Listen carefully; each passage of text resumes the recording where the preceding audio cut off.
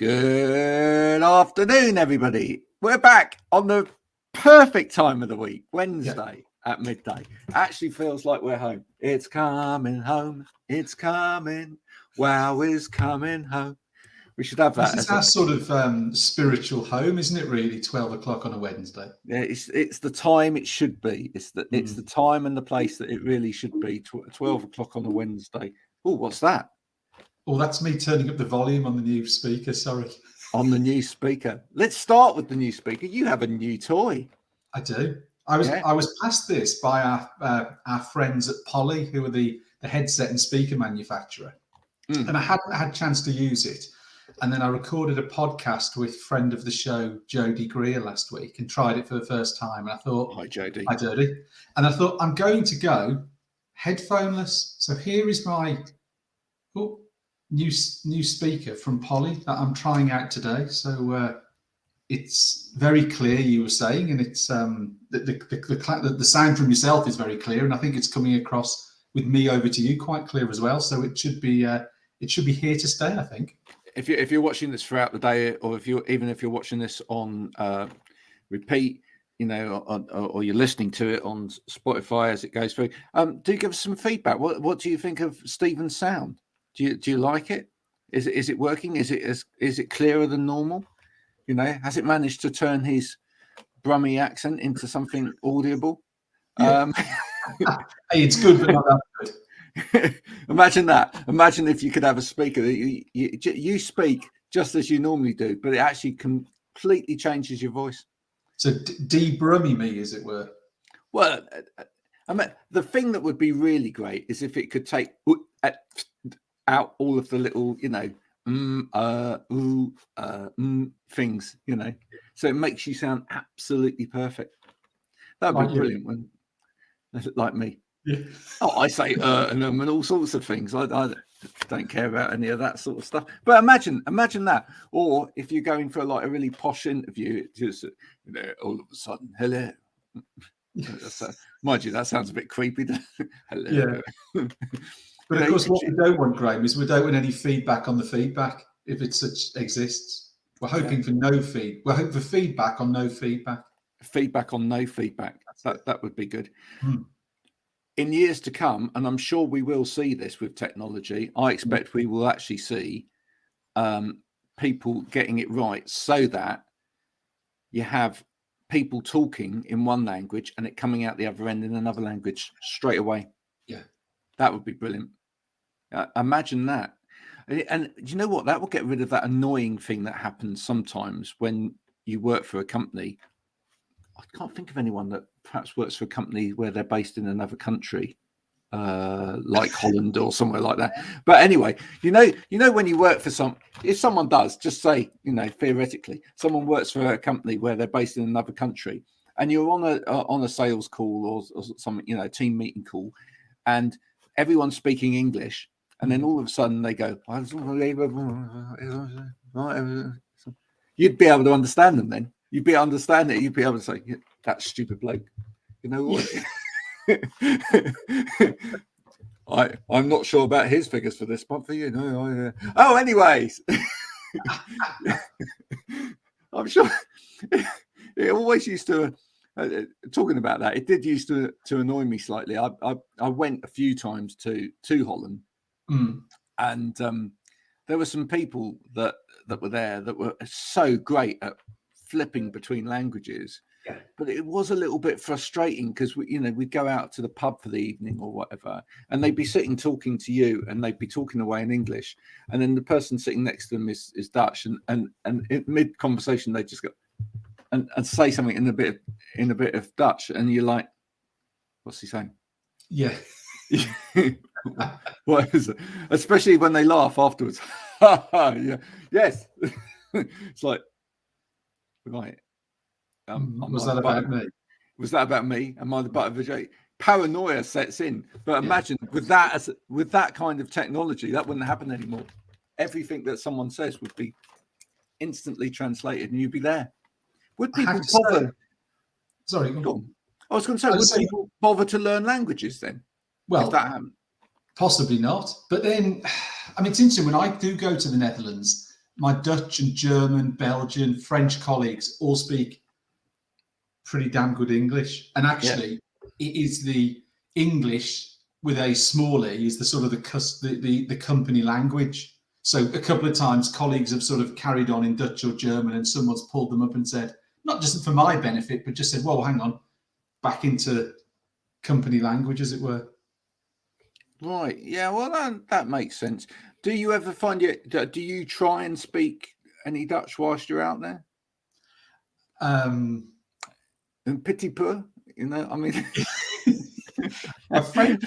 I was quite good at French and German at school, so I do sort of little bits come back if I'm speaking to French or German colleagues. But it's never a language I've ever really got involved in. I think again because of the fact that the attitude and the company sort of ethos is it's an English speaking commercial language across all the countries, that there's never really any need, although that's quite a poor excuse, isn't it, really, not to learn the mother tongue, as it were.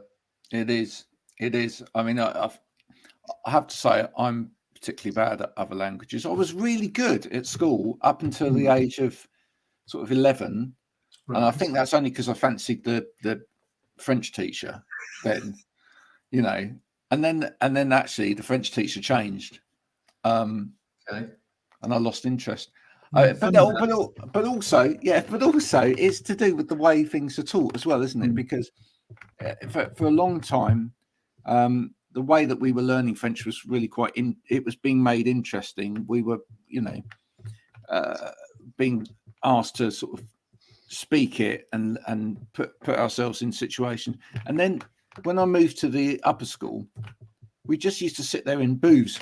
You may remember this. Sit there in booths with like those big black headphones on, reciting the most ludicrous of phrases, like the black cat doesn't want to cross the road. Well, who cares whether the black cat doesn't want to cross? You know, so what you just you know, find yourself dying a slow death and thinking, well, what relevance has this got to anything? I'm sure they actually teach languages better these days. There was that book, and I think it was taught across a lot of schools. It was all about a family, wasn't it? That you all learned from that, and typically it doesn't spring to mind, and I'll find it out later. But there was a book where it was all about a certain family. So everything you learned revolved around what this family did. Madame boring and her husband even more boring. Evan more boring. That was it. No, it's dreadful, absolutely dreadful. I mean, but the thing is that, you know, like all things, if things are taught well, then you get interested in them, and you know, we maybe we do have to blame slightly the way languages have been taught in the past in this country as to why, you know, very few of us actually speak languages.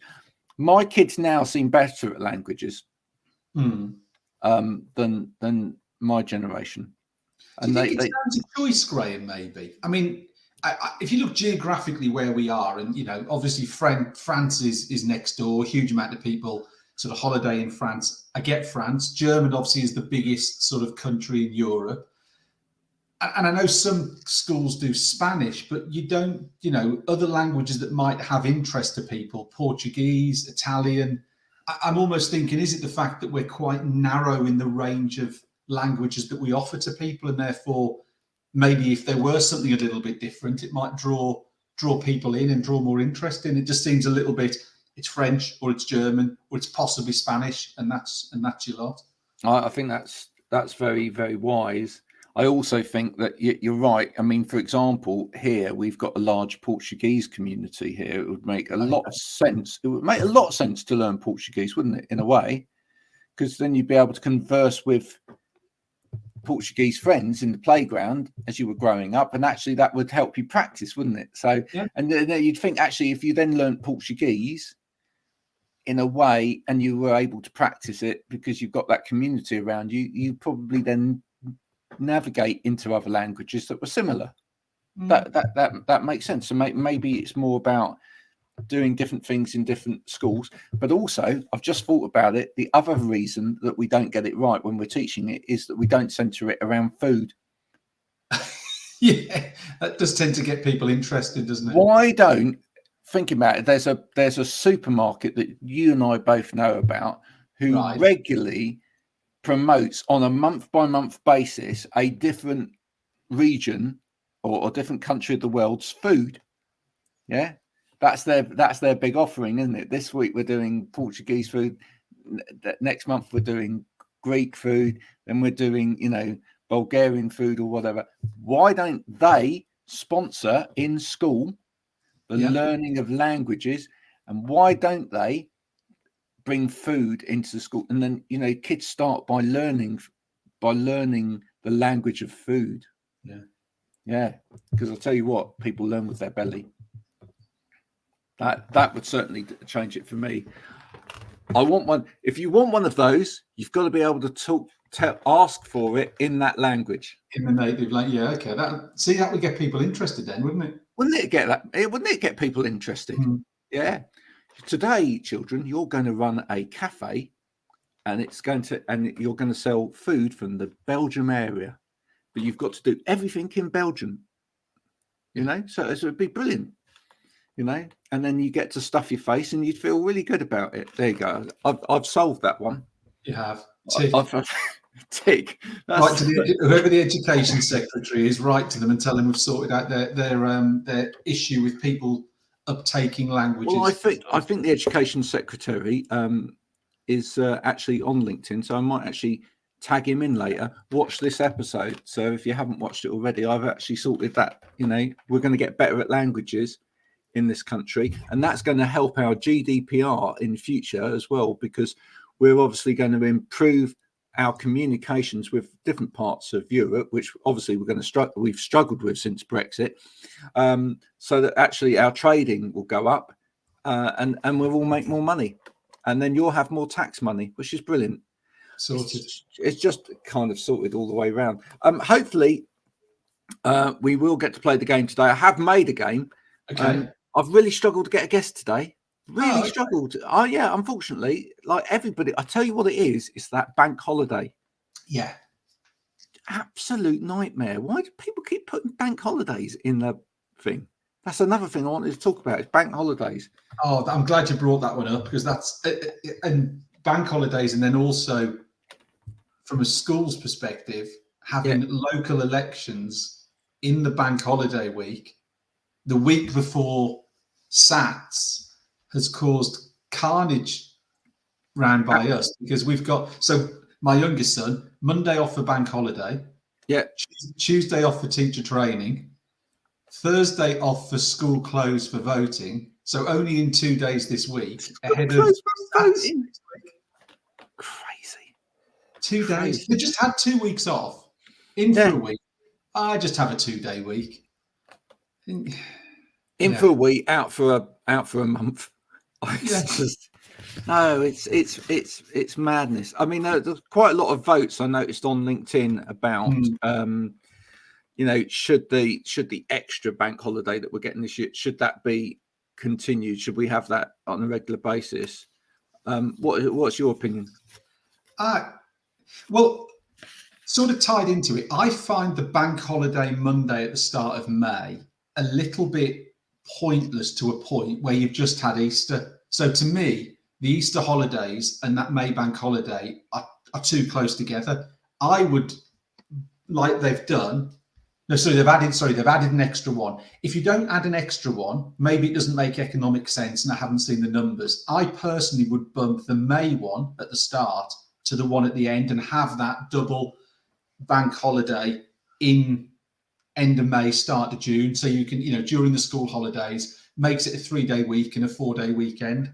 But yeah, I don't know the numbers as to whether, does the economy lose money or grow with bank holidays? Would it be positive? Well, the argument is for the additional bank holiday is that it's going to help the hospitality trade. That's the argument for it.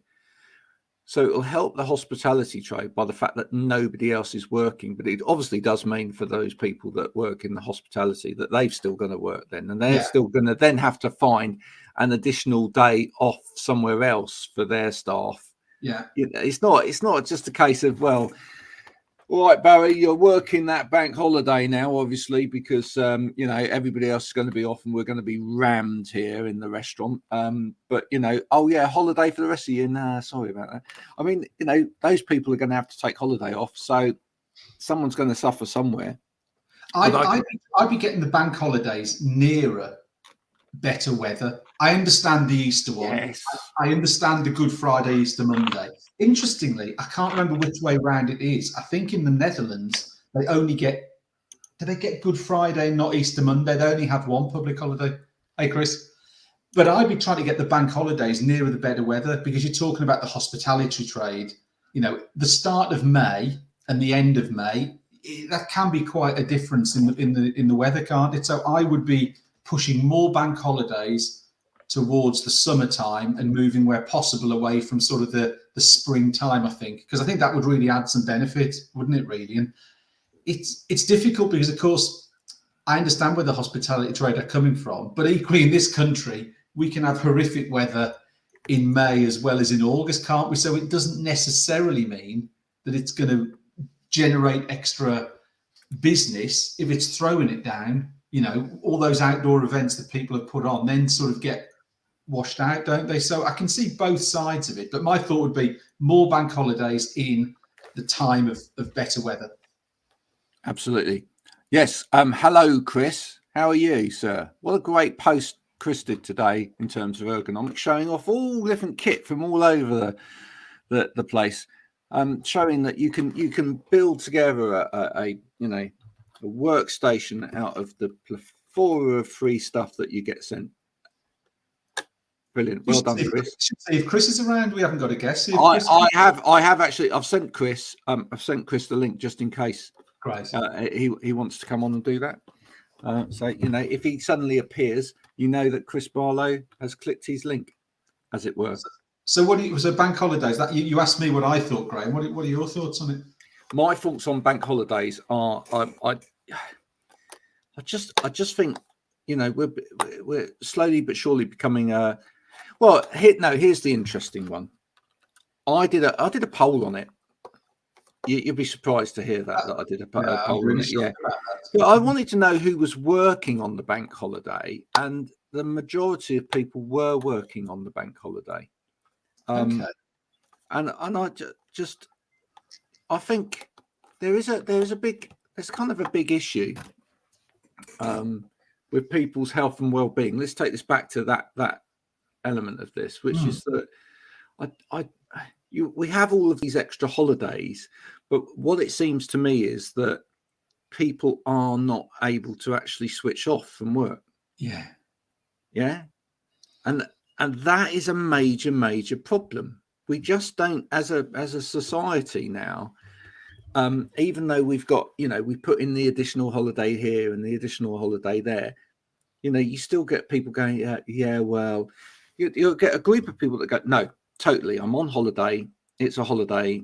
That's it.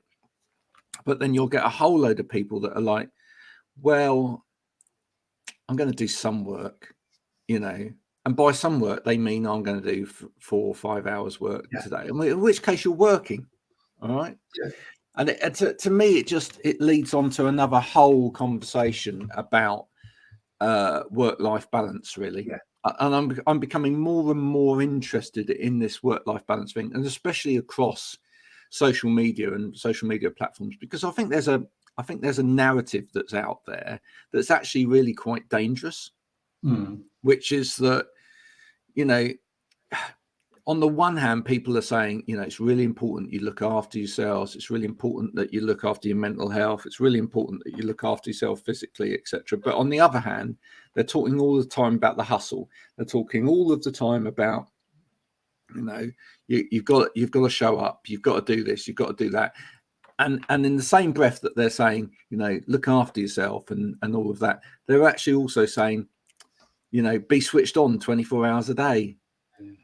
8 days a week. Almost, are you thinking it's some people are just paying lip service to this whole health and well-being thing, Graham, and just sort of giving it, using it almost as buzzword, almost maybe not fully buying into it, but feeling they have to be seen to be buying into it? Yeah, absolutely. Or I think actually, if you read between the lines in terms of people's narratives, they're lying, right? Because on the one hand, they're saying, you know, these things are important.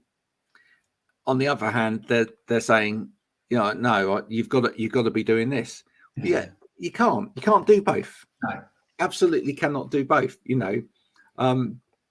And I'm becoming more and more interested in this whole area of work-life balance or work-life integration or whatever. And I just I've pondered it a lot, shall I say, over the last year or so. And and initially I was like, because I've always been a bit of a workaholic. I'll be honest with you, and I was always like, okay, actually, maybe this work-life integration thing's the right way to go, and that actually it's more about.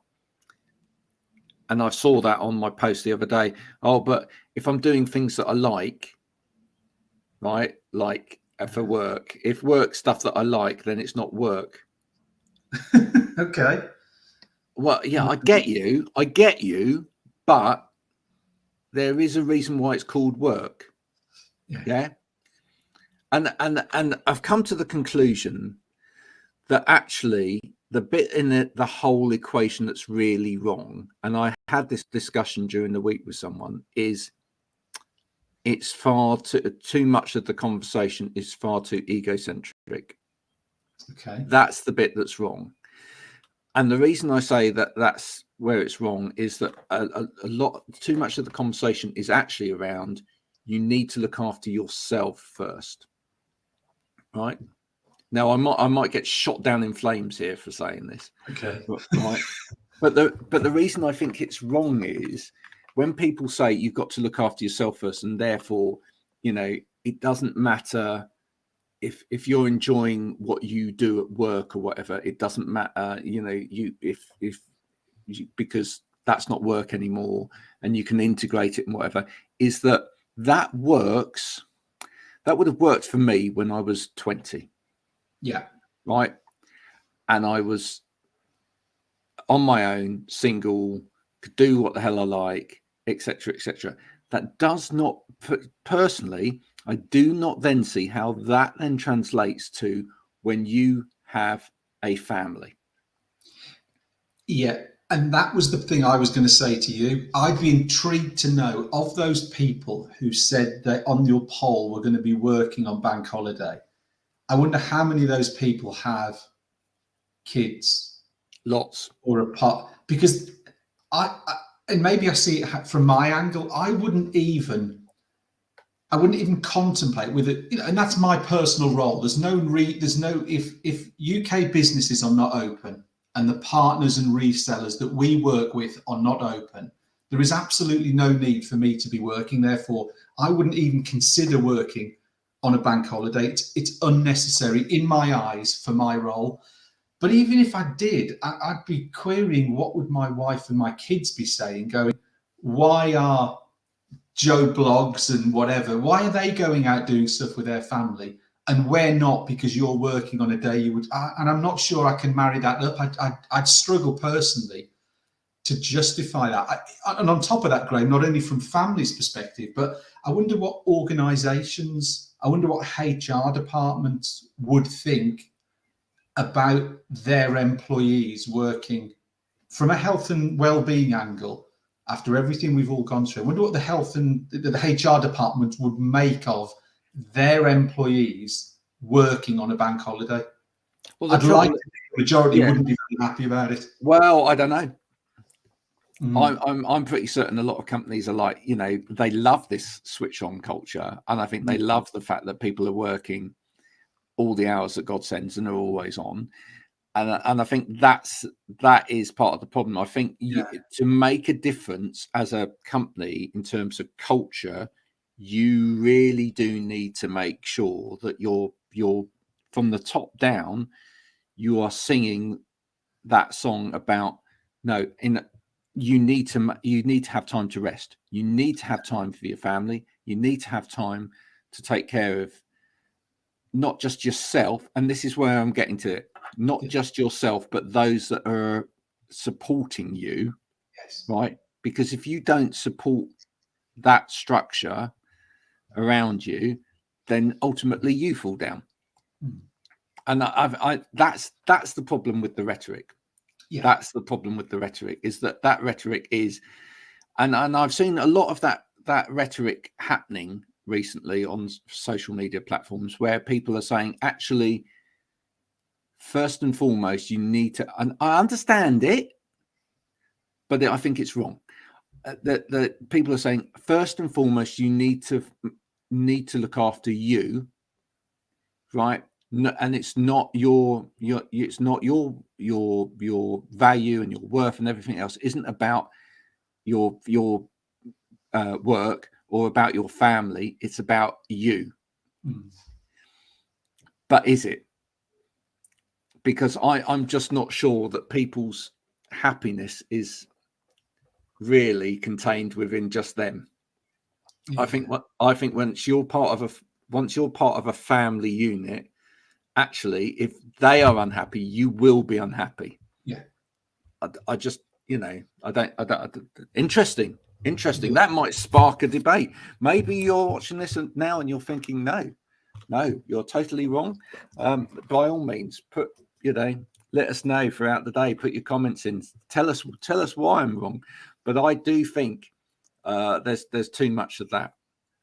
Graham, just going around the sort of the tone of LinkedIn, as it were, because we've seen this big thing for the last 2 years because of COVID and restrictions and all that. This whole shift towards people looking after themselves, and a lot of like you're saying, the general sort of positive consensus around health and well-being, etc., etc. I hadn't seen a lot of that whole be switched on 24/7 piece. I felt that as if it had sort of disappeared as a rhetoric from what was coming out. You're closer than I am to it. Do you feel as if it's starting to creep its way back in? Yeah, that whole. And do you think that, does it feel like it's just been in the last couple of months? Is there almost a point? I'm not saying a day, but is there a point in time that you think that started to reappear since? Yeah, since Freedom Day. Yeah. Which is what I was sort of getting at, because that's what I thought you were going to say. Yeah, undoubtedly. I am pretty certain that since we've started moving about more, since we, people are, free to do whatever they want whenever they choose, other Primal Scream songs are available, then I think that I thought it was. should shake it at the same time. I'm free. So, but I honestly think that since kind of lockdowns ended, and we started to move towards that, I think inherently as a race again, we had a moment there where we became a little bit less selfish for a minute.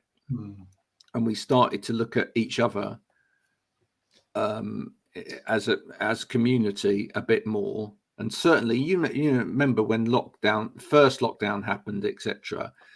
There seemed to be that great sense of, everyone in this together. And for a minute, I thought that was actually really, really powerful. But as things go on, we're so good at humans at forgetting. Yeah, that's one of the worst things about human nature, is that we're so good at kind of forgetting. You almost wonder, at what point will we just forget about this pandemic, and that this all happened? I mean, yes, we know that from some aspects it will always be with us, but when's it just going to become a regular inoculation once a year, and this is just in the tick box flu pile like everything else? And we really kind of forgot that this has happened. And do you know what will happen? Another pandemic will happen, and we'll think, why didn't we learn anything? You'll always have people who are, it's all about, like you say, the workaholic approach. It's all about the money. It's all about climbing the corporate ladder. You'll always have that. That will always exist. But like you say, you did feel for 24-ish months as if, whilst it was still there, maybe those people had a bit of a reality check. But as you say, you can just slowly start to see it creeping back in, which I think is a real shame, because, I think one of the, like you were saying before, one of the positive things to come out of what we've gone through was that sort of community spirit, people pulling together, people sort of helping a bit more, offering the support a little bit more. And I don't think that will necessarily go, but it does make you look back and think how many people, and it goes back to a previous comment we made, how many people were just pumping out a rhetoric just to be seen to be doing it. Oh, everyone else is talking about this, so I need to do it. And as soon as it sort of is deemed less relevant, they've dropped it and back to the way they were previously. Yeah, no, absolutely. Chris, by the way, said that he was going to join us. Oh. There he was going to join us. Hello, good afternoon, David. Our friend David, all the way from the Emirates there, with his fresh air. Yes. going through the air. Have you seen David's post today? Very, very clever. Actually, no. if people haven't seen David's post on LinkedIn, please go and check it out. That's David Allison. Go and check him out on LinkedIn. He's got a post where he's got a picture of the Emirates airline, and then next to it, hello, lovely, and then next to it, he's got a picture of one of his new Wingo Does It things that clean the air. You see, so one's the Emirates airline, and the other one's an airline in the Emirates. Oh, clever. That's clever. I've just, whilst you were talking, just gone on to see Chris's post that I hadn't seen before with all his ergonomic kit. I'm just looking at it now. Well, yeah, all of that stuff. Right. I think we've got David here. Here, probably, if we give David an opportunity, he might actually manage to get his technology to work and be able to play the game. Let's play the game. It might just be you playing against yourself, but it's entertaining. All's good in love and war. Chris would usually join in the games. Chris would. I mean, why he took a telephone call right in the middle of the show? Chris, how dare you? Honestly, I don't know. Share screen. I'm going to share screen now. I'm going to open up the game and we'll see what we can do. Share. Here we go. Other singers are available. Of course. Okay. So you should all be seeing that. So, David, this is how it works. Hopefully, this will work on your technology this week. You go to vivox.app in your mobile phone or tablet or whatever you've got available, and then you put in the ID 145-613-269. That number again, 145-613-269. Bake. I've always wanted to say that. Have you watched any of Bake Off? Oh yeah, religiously. Yeah. The celebrity ones. The celebrity ones, absolutely brilliant. Absolutely brilliant. Yeah. Oh, really. There was someone on it. Again, mind's gone blank. There was someone, and he or she were just appalling. They were absolutely. Didn't get all three were absolutely horrendous. I can't remember who it was. Again, it'll come back to me. But it was amazing.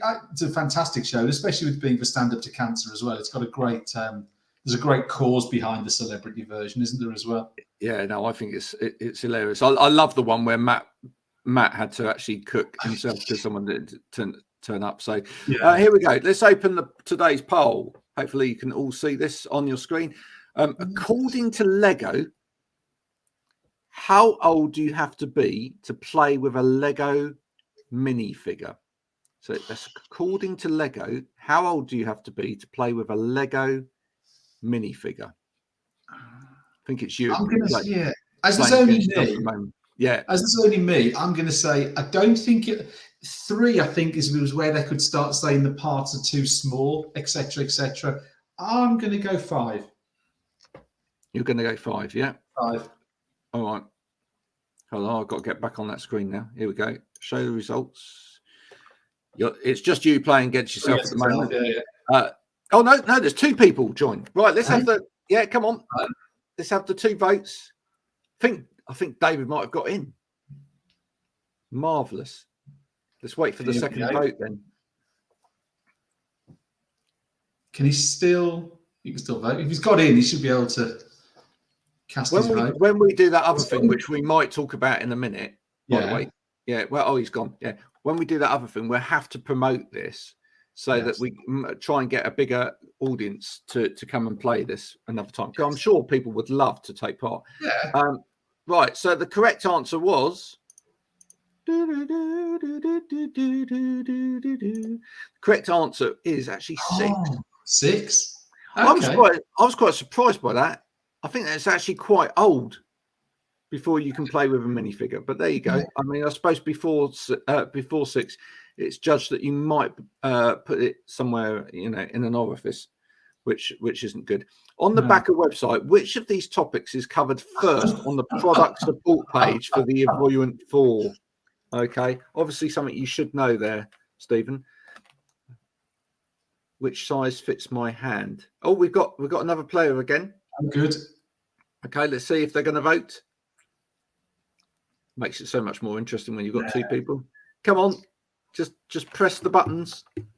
2.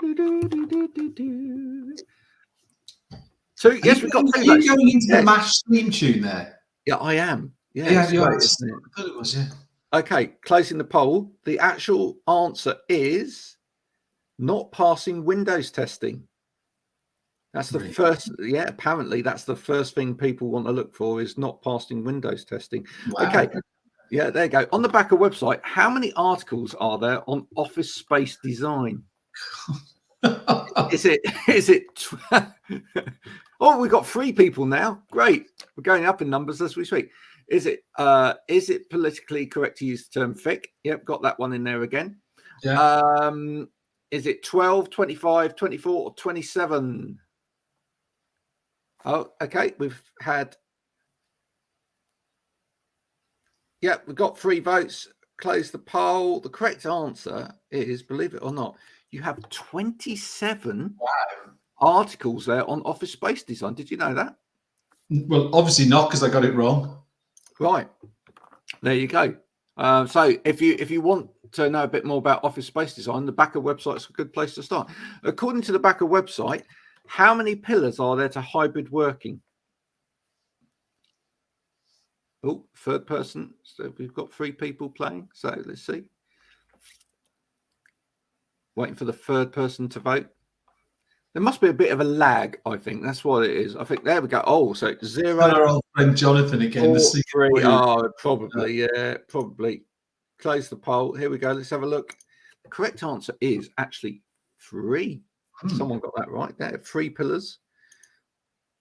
On the Backer website, how many drop-down categories are there under products? So how many types of products are there categorized on the Backer website? A stick with a pointy end. I left that in there as a bit of a funny one. 13, 14, 15, or 16. That might be Jonathan at the end. The stick. Oh, that could be David trying to fail. The correct answer, believe it or not, is, see if you got this right, Stephen. 15. No, nobody got that right. 15 products. There you go. You're learning something, though. That's the thing. You're learning. This is all going in. This is yeah. Which of these is Graham's favourite TV show right now, that should say? Match of the Day, Moon Knight, Trying, Ben Fogle, New Lives in the Wild, or The Simpler Life? Yeah, which one of those? And the correct answer is, I'm glad that people have gone for that. Yeah, the correct answer is The Simpler Life. And we'll talk about that in a minute. Okay. What a marvellous show it is. Which country won Eurovision last year? Was it England? Someone's put England. Turkey, Norway, Italy, or France? This shows you how much attention people pay to the Eurovision Song Contest these days. The correct answer actually was Italy. Oh. Believe it or not, yeah. I mean, I put Norway in there because I thought everyone's going to put Norway. See? Which of these bands, here's the final question today. Which of these bands should you go and hear? Sheep Dip, Pig Leg, Goat Girl, or Cowboy? One of these bands actually exists. I haven't voted. Hang on a second. I need to.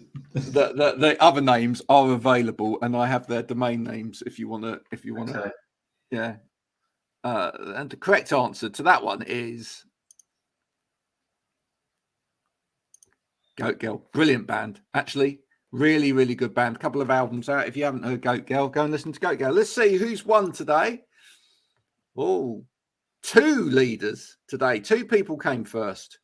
Let's see the full list. Let's see who was playing. Oh, Chris Batlow came third. And David, you're meant to lose. How did you do so? David did so well there. David, we'll have to see what we can sort you out with all the way over in the Emirates. That will be something for shipping. That was a real low-scoring day, wasn't it? Really? Yeah, absolutely. 2 out of 8. Yeah. How can I win with 2 out of 8? Just it's fixed. It's fixed. It's just great. Enjoy the victory. 0 out of 8. Fantastic. Well done, Chris. Oh, David, you've won. How do you feel, David? I bet you feel ecstatic. He wouldn't have won if I hadn't followed him on bloody Norway when I knew it was Italy and I got drawn into Norway. It's like, why did I do that? Did you know it was Italy and you just got drawn into the wrong answer? No. Someone pinged it. I try not to be last to answer the question. And someone got there with Norway. In my head, when the question came up, it was Italy. And then I thought, someone's pretty confident. Bang. That's interesting, though. That the psychology of that is really quite interesting, isn't it? How people change their answers when they see someone else answer. I've actually spoken about that on LinkedIn before now, because did you know? I don't know whether you know this. Why are you gutted? You won. Yeah. You won. That's tremendous. That is a tremendous thing. I don't know whether you know, but if you answer a poll on LinkedIn, then you can actually change your answer once you see what the answers are. Oh, right. Okay. Yeah. So, England win morally. I look. Nobody in Europe's going to let England win the Eurovision Song Contest forever. When did we actually last win it? Katrina and the Waves. 19. I think that was Katrina and the Waves with 95? Love Shine a Light or something like that. Mid-90s. And it's only because they thought Katrina and the Waves were actually from Germany or something. Yeah. You know, and then everyone was going, oh, I thought she was from a different country. But yeah, it was, no. Actually, Katrina did a fantastic job. It was a good song, good artist. But yeah, it always makes me sort of smile a bit when it gets really political. And I can't remember. It's where you've got 1985. No, it wasn't that long ago, was it?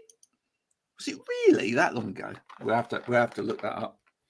I like the political bit. I think, is it where it's Greece, Turkey, and Cyprus, because of obviously the big dispute over Cyprus, and there is some this like blatant political voting, isn't there? Really, as well as it being us, there are other sort of little micro battles where they're just, we will not give you a point, even if it was an amazing song. We are giving you absolutely nothing. Yeah. Everyone thinks that's the clear winner. In fact, some years it's like this is the clear, in sort of like pre-rounds and whatever, everyone's voted that as the pre-winner, and it's like that country gives them 0-1. And you think, do we almost need? I mean, like I'm not really that bothered at all about it, but you almost need, you've got like the masked singer and dancer. So not no one knows the country they're from. And they come on, they perform the song, and they go, and therefore there can be no political bias. Yeah, it does need that, but it would actually take away from the shambles that it is. I mean, I think that's the problem there. Is it kind of, and actually, you get all of those films at the beginning. I honestly believe that the only reason that the Eurovision Song Contest still exists is because of the money that each country puts in for those videos at the beginning, where it's like, it's almost like something from a TV ad, oh, look at this country. Look at all the wonderful. Here he is standing by this this wonderful statue in the middle of this. Oh, and now we've transported them to this wonderful place where they're now enjoying the sights and sounds of the rainforest. I mean, it's just that's what it's about, isn't it? 1997. There you go. Thanks, David. 1997. Mid-90s. It's also I also love the outcry from British people the following day when we get like 3 points, and it's like, have you not learned anything from the last 40 odd years? That we are never ever, even if we put Ed Sheeran or Oasis or anywhere, we're still never ever going to win it. It's no point getting wound up by it. It's just not happening. Yeah, Coldplay could go with a full light show and everything, and we'd still lose. In fact, we could send all of them: Coldplay, Ed Sheeran, U2 come on for a bit of support. We could even pull out the Rolling Stones. Maybe actually, if we pulled out the Rolling Stones, we might win. We might do. You know. Or what about Wet Leg with Chaise Long, which was the song we spoke about weeks ago that you just can't stop hearing now? Yeah, I don't know. I think the only way we would win it, is to reform the Beatles and get the. Can you imagine if we still didn't win? And that's what. But isn't that why a lot of people won't do it? Because of the fact that there is their reputation would just be soiled forever if Chris Martin went up there and didn't win to some sort of part-time waiter from Turkey who walks off with the prize. He's left there with nothing. Oh, I can just imagine it. It'd be dreadful, wouldn't it? Yeah. I know. I can't imagine. I have actually interviewed someone that took part in the Eurovision Song Contest. Okay. If you listen to one of my... No, he didn't. He was an entry for another country. Okay. Because they had some reason why they could enter for another country, so he entered for another country. But they didn't do very well. Okay. He's done okay in his career, but that's a moment he prefers to forget all about. Yeah. But he said it was a great experience. He said it was the whole thing is an absolute joke. Right. The whole thing is a farce. It's all pretty much decided beforehand and everything else. Anyway, yeah. But there you go. Back to the simpler life very quickly. And thanks to everyone that played in the end there. That was great. I'm glad we did it. I'm glad we did it because there were some great questions and you've learned some more about your website today. The simpler life, if people haven't seen it, is a fascinating program. It's about...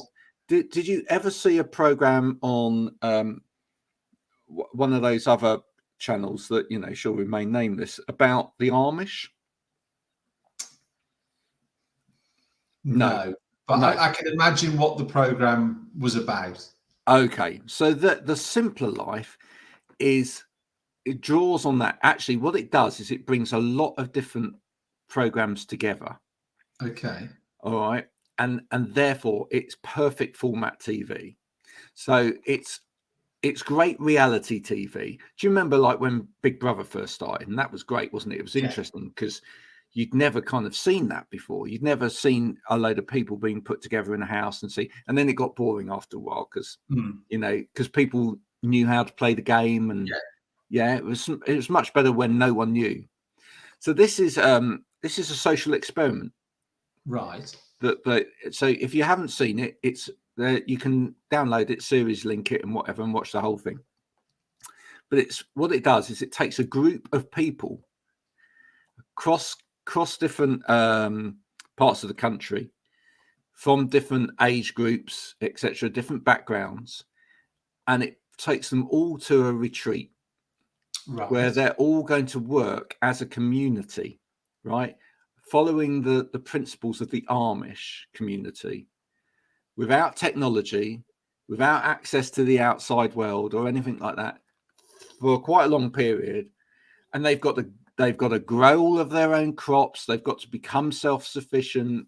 They're going to have to physically work hard, etc. And it follows their progress. And as the weeks go on, various people just leave because they just can't cope with it anymore. So it's a bit like a game show. It's a reality. It's a bit like your Big Brother. It's, you know, because it's a social experiment. They want to see what effect it has on people to leave all of the trappings of the world behind. At the moment, there's one couple on there. She's a social media. She's an Instagrammer. You know, that's her thing. She's completely left that behind. She doesn't even look like herself normally, right? And it's just so interesting to see how people are once the technology's gone, etc. And they're monitoring people in terms of physical fitness. They're monitoring people in terms of their mental health. They're monitoring them in terms of other personality traits, like, their willingness to cooperate with other people. Their how obsessive they are with different things, whether or not they crave power and stuff. And it's so interesting to see people change. Okay. Really, really interesting to see people change, and to see people change for the better. You know, so many people are coming out of it fitter than they were before, mentally stronger than they were before, you know. So it does make you think, doesn't it? You know, we've got all of these things around us which potentially help us live a better life these days, but are they actually helping us, or are they? What channel's this on, Graham? Now that would be the obvious thing for me to know, wouldn't it? And can we just, if we just switched it on tonight, if it was on, would we get up to speed pretty quick, or do we need to go back catalogue and watch it from the start? We'll go and watch it from the start. Okay. It's on Channel 4. Yeah. So you can watch on whatever it is, Channel 4 catch up. Yeah. Yeah. Go and watch it. Go and watch it. Honestly, you absolutely love it. But I just think going back to the whole health and well-being thing really does teach us that, you know, once you take these things away from people, you take people's phones away from them, you take the technology away from people, even things like, you know, they're not allowed to use farm machinery. You know, they've got to do everything by hand, or, you know, if there is a machine, for example, last night, they produce a whole load of, I'm not spoiling it, they produce a whole load of hay, but they've got to turn it all by hand, and they, you know, it's got to be baled in a machine, but it's mechanical. It's not, you know, it's powered by horses. Nice. Yeah, it's hard work, but the satisfaction that people are getting is amazing. And it's I just wonder how much people have kind of lost track of what's important because of technology. And, you know, and all of these different things these days. It's I mean, do you think that in terms of the sector that we're in, the sort of health and well-being sector, and you know, certainly ergonomics as well, in a one hand, it's really funny, isn't it? We try and solve the problems with new technology, but actually it's a constant battle, because actually the technology breeds more problems. We're almost playing catch up, aren't we, really? Because as something new is released, whether it's a piece of hardware or there's a new problem that's diagnosed, you're then having to adapt and change and move with the times.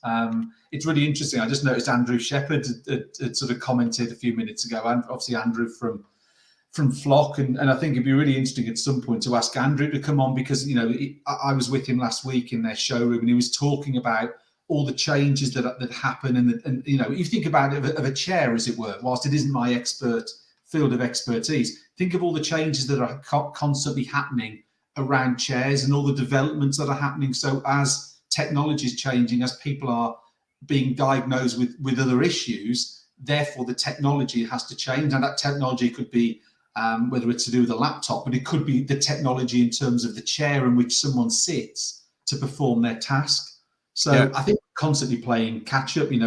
What problems that are being products that are coming out now are probably for issues that were unearthed a number of months ago, and it will always be that constant catch up. Where as the technology changes, as the physical issues change, therefore the solutions have to change with them.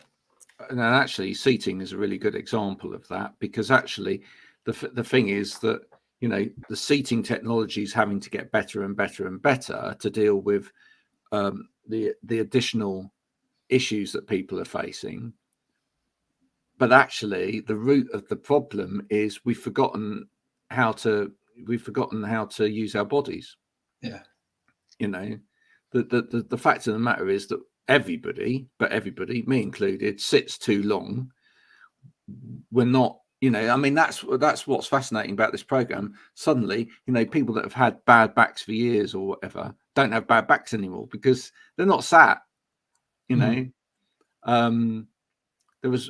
There's one guy last night, that typically at home he's spending. I won't go into his backstory. You can find out for yourself. But he's been spending sort of 6 or 7 hours at a time in a gaming chair. Wow. Right?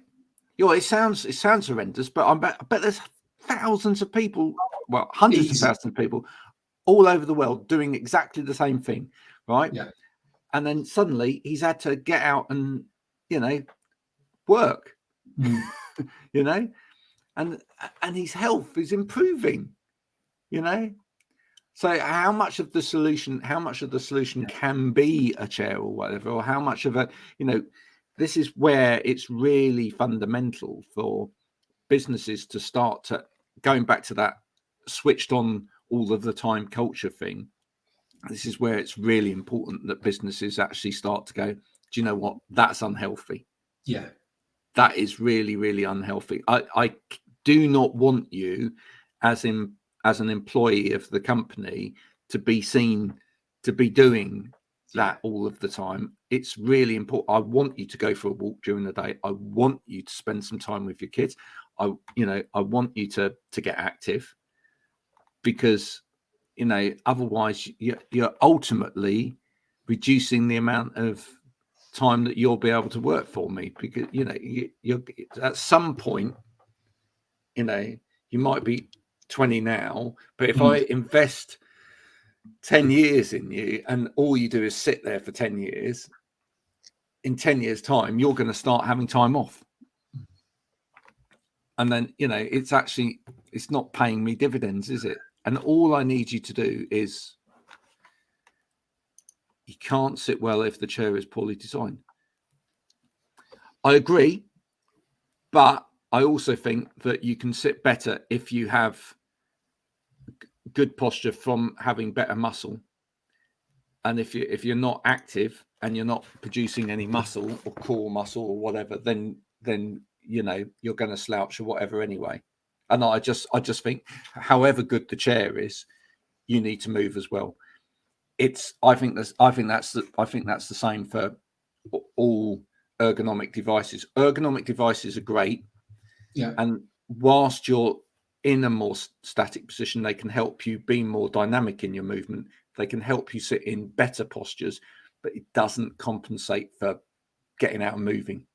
I think every great ergonomics manufacturer should be shouting about, our product's good, but actually we don't want to you sitting there all day using it. It should be about moving as well. Absolutely.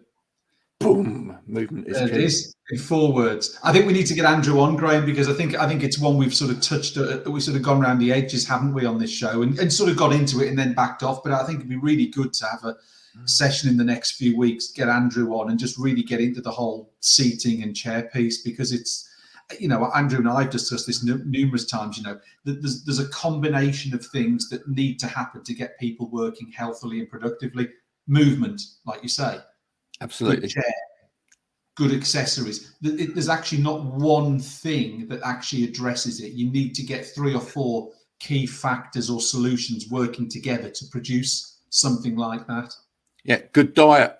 That's another one, and Andrew will probably know that. How many times have you been to see somebody in a call center or something like that, and they've been scoffing 4 sausage rolls and 6 ice buns?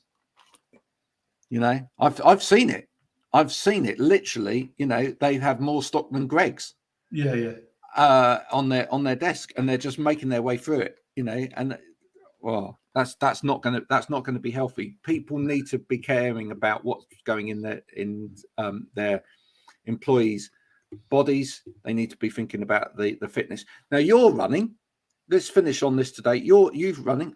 You pulled your back a few weeks ago after 2 hours back-to-back Zoom calls. There you go. Even in an RH 400. Yeah, movement is definitely key. Absolutely right, Chris. Good to hear from Chris Batlow at the end there. Chris Batlow is great. Yeah, as his name. So yeah, just to finish on, you've been running, haven't you? Are you still doing the running? Yeah, I've started. Yes, I've gone back to doing the local park run, which is a 5K run on a Saturday morning. So that's right. Yeah, very good. I've been enjoying it. Yeah, it's been good. It's quite a tough track, and I'm getting to finish in the top half, which is always my aim. Cool. But yeah, there's some people who run it very quickly. So I'm pretty much middle of the pack, shall we say, which is where I'm happy to be. That's really good. Well, we were trying to find something that both my wife and I could do together as well, because there you go. That combines two things, movement, but also spending time with your family. Important stuff. So we have a new swimming pool in Chard. Okay. Yeah. So tomorrow night's the night. That's the first night. We're going for a night swim.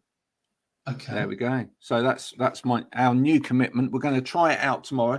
If that works out okay, we may get membership and we may go on a regular basis. They've also got a gym there as well, so who knows? Might be, you know, running indoors. A bit of iron there, Graham. Were you sort of just? That's reaching up to the top of the vending machine. You've burnt the calories on. Now you burnt them off. You can put them back on. Yeah, just get the crisps. They're on the top there. Yeah. So yeah, swimming. Probably try that because it's you know, it doesn't impact too much. But I think that's the point, isn't it? I think everybody has got to try and find something during the day that actually just takes the edge off. You know, and I might even go for a walk now. There you go. So until next week, Thursday. Goodbye, everyone. But let's just talk about next week because we've got something coming up on next week. So we got Wow's back on Thursday, and it will be known as the birthday episode. Someone's birthday on the show next Thursday. Okay. And then Wednesday I'll bring the cake. Absolutely. Wednesday, we have a Baccarelkhausen webinar. We're going to be talking about our new lighting product called Energy by Light. And Graham, you're going to be involved in that show as well, hosting. So Wednesday, 1:00.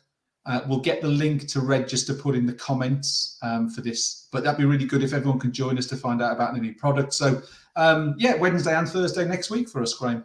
There you are. Busy week next week. So until then, take care. See you then. And if you want to catch up on previous episodes, wowergonomics.com. Make your way over there and you can listen to previous weeks.